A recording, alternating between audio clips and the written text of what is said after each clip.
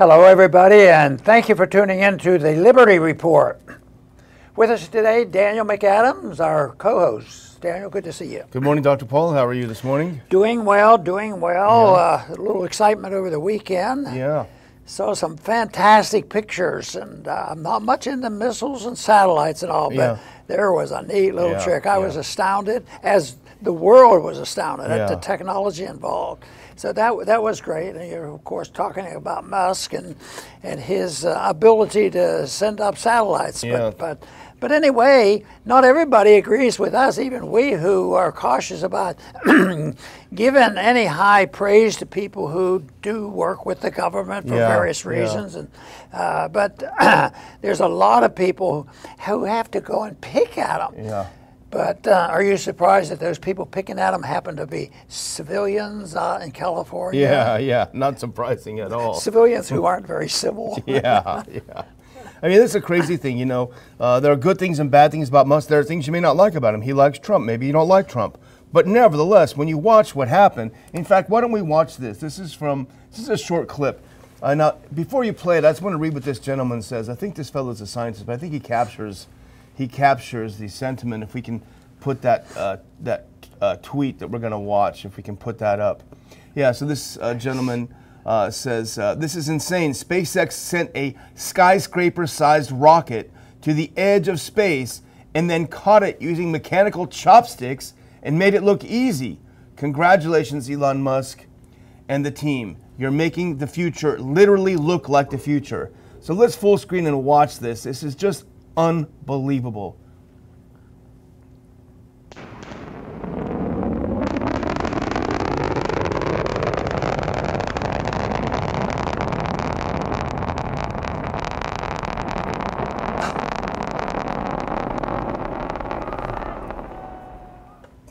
Just incredible to see that technology.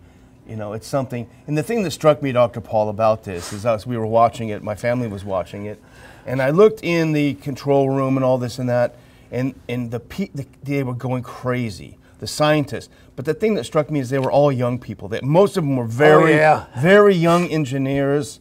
And it, you know, sort of reminds you of the '60s when that young generation came, and engineers, and took us into space. You know, and you know, when I was in the Congress, they had one of those, and I think the people coming back landed in California, but then they had to come over. Oh, I guess the mechanics are getting over here. But when they got to NASA, NASA was in history, and that was one of those things. It was really exciting to see how many people in there, because they were all. It looks like it took teamwork. That's what's impressive. So you have to have a leader, you have to have an idea, and then you have to have a purpose. Yeah. Good, young, energetic people. So anyway, we watched the good part. Now the dumb part. Let's go to this, because he has to launch a bunch of test missiles out of California. He does not. He's not perfect. We're not praising Elon Musk. He's a military contractor. You know, but nevertheless, if you go to that first clip, he's got to test some missiles out of California, Vandenberg Air Force Base. He does that testing for the government. Don't necessarily love that. But the fact of the matter is, he was approved, I guess, for 36 of them. He appealed to do an additional few to make it up to 50. The California Coastal Commission, they said, no way, Jose. And this is from Politico. California officials cite Elon Musk's politics in rejecting SpaceX launches. That's got to be the craziest story of the day. No, I guess it can't be a complete surprise, and a complete surprise that it's in California. Yeah. But it's sort of sad.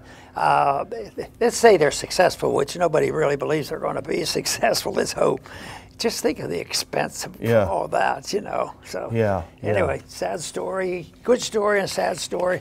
But it does raise a question in my mind, you know, about technology. I love to think about it because technology has two purposes and two goals in essence, because it can be used for warmongering and peaceful means. You know, just nuclear power. Just think of how nuclear power could be a blessing, or it could be, you know, threatening. And it has the atomic bomb being so much threat already. That I think that's part of where life is you know that things can be used for good and evil, and this was good and evil on here.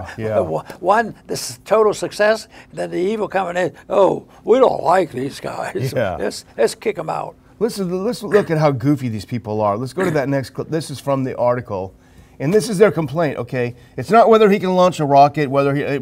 No, it's not that. This is a quote from Commissioner Gretchen Newsom. I wonder if she's any relation to the governor. Here's what she said at their meeting in San Diego. She said, Elon Musk is hopping about the country, spewing and tweeting political falsehoods and attacking FEMA while claiming his desire to help the hurricane victims with free Starlink access to the internet. This is what Gretchen is upset about. So she's mad that he criticized FEMA for FEMA's obvious failures in Helene and Milton. That's what made her mad. Not that his missiles are no good. So they make her governor. Maybe they will.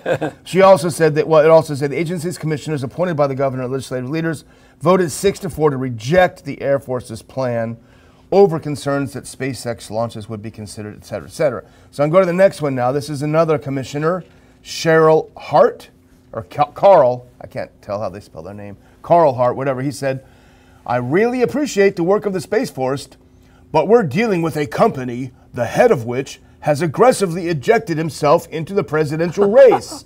And he's managed a company in a way just described by Commissioner Newsom that I find to be very disturbing. Again, it's about his political views. He happens to like Trump, therefore he can't launch his rockets. You know, when this evidence that everybody was turning against Trump and they hated Trump, I said it started really at the beginning of jealousy, and that statement there, it sounds like they're just jealous of this guy, you know, because of his success, and it's turned into, of course, the relationship has turned into hatred that probably has never existed before.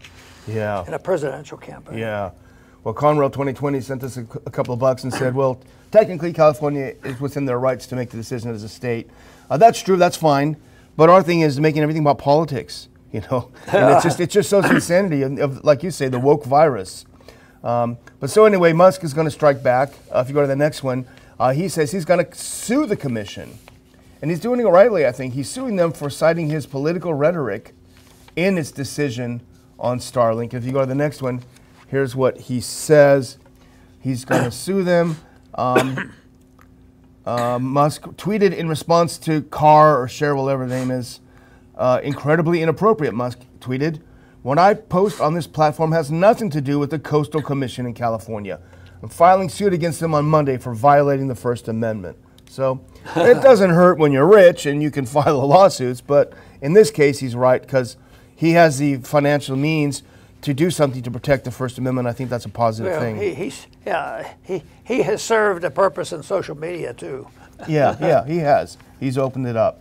So anyway, this is going to be like bagging on California Day, and I'm in California. I grew up in Southern California. Body surfing down there. It's not the same state, but we're going to attack California today. And if you go to the next one, because of something crazy, you sent this over this morning. I knew you were going to send it when I got up. I knew I was going to see that in my inbox. This is from The Hedge, but it's via Epoch Times. Mask mandates set to return in several California areas. I don't know. What are you going to say about that, Dr. Paul? Madness and not good science. You know, boy, it's hard to believe. Now, if you read it, you say, oh, well, this might not go anyway. But the fact that it gets out there as an idea, and it's relatively small compared to what happened before. But that doesn't mean it won't change. But the principle is still out there, and they're still bold enough. They have no shame about what they do. They're still took it all that they're in denial. Of course, they call it all a lie that people actually died from the treatment that the government gave people with COVID. So that is a big deal, and I think that. To even hint at this again, it should be embarrassing. But it's like, oh, you mean you're against masks? No, I wore a lot of masks in my day. That's the thing. Surgery and when I was in the operating room, you know, and that was commonplace. But this is not appropriate when you talk about. Of course, they're starting off, you know, easy, but then they'll add, and there'll be some city's going to say, oh, boy, that city's getting ahead of us. They're the leaders of all this stuff. So we better do that too. It may be contagious. Yeah, contagious is a good word for it. No, you're right. They're starting out by saying, well, healthcare workers, I guess they're the easiest ones to pick on. And as you point out, there is a time where you wear a mask, because when you're in surgery, you don't want stuff to fall into the open wound. Nobody wants that to happen. But, you know, you're right. That's probably an inroads. If you can force these people to do it, then you'll push a little more. That's how they did it in the first place. Yeah, and there's credibility with this. They must know. Yeah. Well, if they wear them, we want to wear them too. Yeah. And yet, just think of the stupidities that occurred during COVID. Yeah. When you see one individual out for a walk or a jog on a beach, and he's wearing a mask. That's insane. Or driving alone. Yeah. It was a madness, and we can laugh. And if they had just done that to themselves, that would be fine. Hey, you can wear it all day if you want. But what they tried to do to the rest of the people is what should never be forgiven. Yeah. So anyway, we're going to finish up with a little media stuff. We love media stuff. We love polls, so it's a twofer for us. Let's go ahead and put this next one on. Gallup, which I think is a pretty credible company in my opinion. They've had to be. They've been around forever. Go to the next one. I'm going to skip that one. This just came out, I think, yesterday, Dr. Paul, a new poll on America's attitudes toward a lot of things, but in here, mostly the media. So Americans' trust in media remains at trend low. Trust in political and civil institutions, highest for local and state governments. Go to the next one now. This is the sort of the top line number here. For the third consecutive year, more U.S. adults have no trust at all in the media, 36%, than trust it a great deal or even a fair amount. And another 33% express not very much confidence. So, Dr. Paul, over 2/3 of Americans have absolutely zero trust or only maybe a little bit of trust in the media. Right. That's good. Yeah. That's a step in the right direction. But reversing the trends of 70, 80 years of how there was an erosion of our beliefs in the principles of liberty or the principles in the Constitution. I mean, it's a long way to go, you know, to erase all that. And it's probably a generational thing. But then again, you know, the Marxists think that all we have to do is have chaos, and out of the chaos, we're going to give them a new issue. Well, we are into the chaos, and we need to be very busy to explain the chaos, where it came from, and how it can be handled. But the politicians, as far as I'm concerned, aren't doing that, because it's bipartisan support for so much of the foreign policy, even though they'll use a little bit of rhetoric that might think, oh no, we're not going to start another war ever. And the whole thing is the Republicans, I think they're the party that's supposed to spend less money, but all they talk about is, you know, is a Republican program is different than a Democrat program. Yeah. So they're for it. So, but it's all the thing. And nobody's talked about deficits or anything else. So it's, I think there's a lot of things that this, if you do these pollings in detail, they're not addressing the subject. You know, like the economy is the big deal, and the debt is the big deal. The borders are the big deal, but they don't really have serious debates over it. So. Yeah, the media doesn't have any debates over it. Yeah. They tell you what to think. Yeah. Well, let's look at this chart. It's a good chart to watch because it shows over time Americans' trust in the media. And if you go to the green line, that is people who had a great deal or fair amount of trust. And that over in the mid-70s was at 70%. 70% of media in the 70s, Dr. Paul. That's the era of late Cronkite and all these guys. 70% of people trusted them. And now you go down to 2024, follow that green line down, it's the lowest. It's the absolute lowest level of trust. Now you look at the blue line, which is they don't trust them very much at all. That was down there pretty low, 20 to 30, and now it's up there at 33. And if you look at the dotted line, not very much, or no, none at all is that one. That is actually the winner. They came from back in 76, it was less, it was 5%. 5 people in 100 didn't trust the media.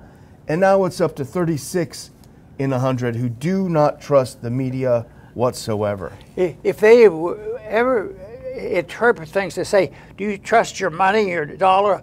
Well, what does that mean? Are you unhappy with the grocery bills? Oh, yeah. Well, that distrust is out there. The connection hasn't been made. That's the problem, because people know they're hurting. But unfortunately, what is prevailing is when you have trouble, the trouble's going to take care of us. Never saying, did the government ever give us the problem? You know? The thing about this loss of trust in the media, the mainstream media. So rather than do some self-reflection, which is looking at this chart, you know, you think that, look at CNN's numbers, look at how nobody watches these networks anymore. You think that they would sit down in a boardroom and say, well, gosh, why don't people trust us? What are we doing wrong? I mean, any other business, you know, say you and I had a taco stand. Nobody was buying our tacos. We'd say, why is nobody buying our tacos? They don't do that. But you think if they stopped and they reflected, why don't they trust us? They might, you know, they might come to some conclusions. Well, they get out of the responsibility because it's the people's fault. They're dumb. Yeah, they're dumb, yeah. We should try to tell them what to do. You know, I tell the story about sitting beside a congressman, and he was voting against something he believed in. Yeah. I said, why you do that? He said, oh, the people won't understand. Yeah. You know, the people are dumb. Yeah. We have to take care of the people because they're dumb. Take care of them. Safety. I'm sure that's how the media feels too. Peace in the world. Yeah. So it's not just a momentary lapse in good judgment. It's ingrained in a system that's been created for many, many decades. And I, of course, date it back all the way back to the progressive era, when we became less progressive. Yeah, absolutely. Well, you know, the other thing is, instead of reflecting on it, why do we don't want to watch CNN anymore? What they do is they get together and they get angry and say, we got to cancel. So they collude with government. This latest attack on RT, for example, RT is basically Americans out there saying things that are a bit dissident, right? We don't agree with the mainstream foreign policy. So what do? They try to cancel it. Instead of trying to say, why do people want to hear differing views? No, we got to cancel those views. The same thing with TikTok and Twitter. We got to cancel these. We got to censor these. We can't let people have views that are different than the approved views. You know, it's almost epidemic, the systematic and expanding acceptance of demolishing the First Amendment. Yeah. It's just hard to believe. It's sort of like how all of a sudden the many economists that always would argue the case that, you know, protectionism isn't exactly the best way to get things done. And they go along and they accept this stuff, and people's attitudes has to change. Who knows what. Well, people at least are voting with their feet. They're not watching these shows anymore, so that's good news. That's right. Yeah. You know, the other, do you have another thing here? No. Well, I'm going to close out, but... okay, I want to mention one thing that we talked a little bit about this morning because it was an outrage, and that is... you could tell me why people do things. I'm talking about the candidate on the Democratic side for president. I can't remember her name. Cackles. But she came up, and I say on this, she's very logical. You know, there's a problem. Yeah. They've discovered, they did the polling, and black men don't like her as well as they're supposed to. Yeah. So they have to do something. So she says there's a problem. What do? The government takes care of it.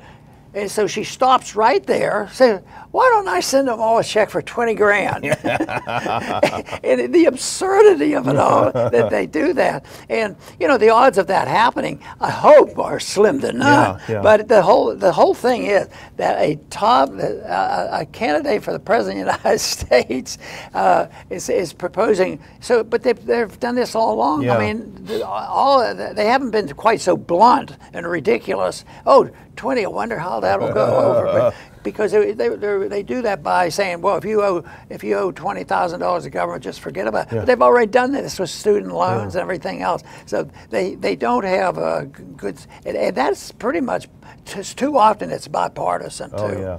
But you know, Dr. Paul, if you and I said we identify as women, nobody would bat an eye. So I suggest you and I should identify as black men to get some of that Kamala money. Oh yeah, even if you're in a play and you face your stuff, you're in big trouble. Huh? Yeah, well, I'll do it for the money. I identify as that. It's funny though, you know, we're talking about that. Remember, you know, a couple of days ago, Obama came out and he was lecturing black men. hey, what's wrong with you, brothers? Why aren't you supporting? And it had such a backlash. You know, they're not on the reservation that Obama wants them to be on, and they made so many TikTok videos saying, don't tell me what to vote for, who to vote for, don't tell me what to believe just because of the color of my skin. That was pretty amazing. Yeah. That was pretty remarkable. No, it's amazing, but we still believe we're making progress. Yeah. You know, more and more people are at least looking. There has to be an option. And when you see a poll like this is long term and is a trend. And if this trend continues, you know, the authoritarians could get into trouble. Yeah. Maybe they'll have to cave in and recognize the First Amendment does have some merit. Yeah. And maybe a free market does produce better wealth. And maybe a non-interventionist foreign policy. Maybe that's the road to peace. Yes. Who knows? That's the whole thing. Yeah. So, well, I'm going to close out and just thank our viewers for tuning in today to the Liberty Report. Please hit those thumbs up and likes and all that stuff. But I'm going to do one other thing, because another thing that we do like, we like Bitcoin. We went to the Bitcoin conference. We like the people that are involved in it. And we see the market turning up for that. To put down that last clip if you can, just to remind our viewers that we do very, very happily and gratefully accept Bitcoin. So if you got some of those coins sloshing around, use your wallet app, copy and paste the QR code right there for a tax-deductible contribution to the Ron Paul Institute, which is home of the Ron Paul Liberty Report. We are very generous if you throw a few Bitcoins our way, or even some fractions of Bitcoins, and we thank you for your support. Over to you, Dr. Paul. very good. And I, too, want to show my appreciation for our viewers that tune in regularly and those who have just come on. But, of course, the effort is only going to be successful if there is a spread by word of mouth, because we do have a platform, and yesterday we had a tremendous success with one of our programs. It caught the attention of a lot of people, and we like that.